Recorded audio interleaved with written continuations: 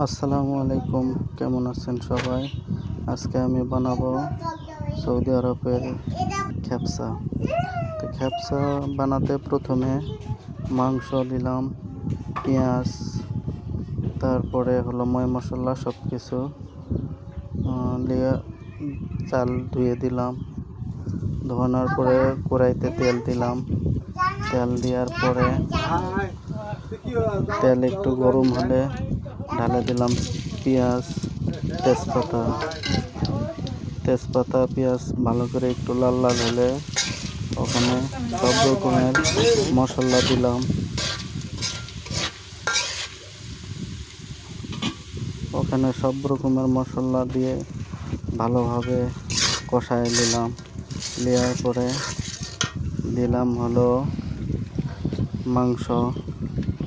মাংসটা ভালোভাবে কষানোর পরে মাংস সুন্দর করে কষাইলাম, নাড়াচাড়া দিয়ে কষানোর পরে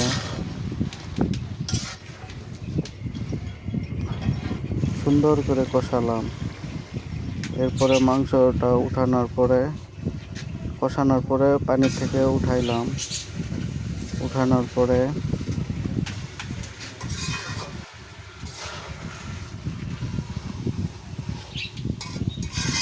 এরপরে ধুয়ে রাখা চাল পানিতে ঢালে দিলাম।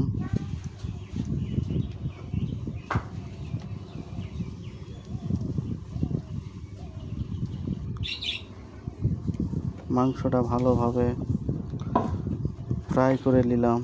এরপরে চাল দিলাম পানিতে। দেওয়ার পরে আমার শেষ রান্না প্রায়, চালটা শুধু সিদ্ধ হবে। এরপরে ভালোভাবে তেল দিয়ে মাংসটা ফ্রাই করে নিলাম।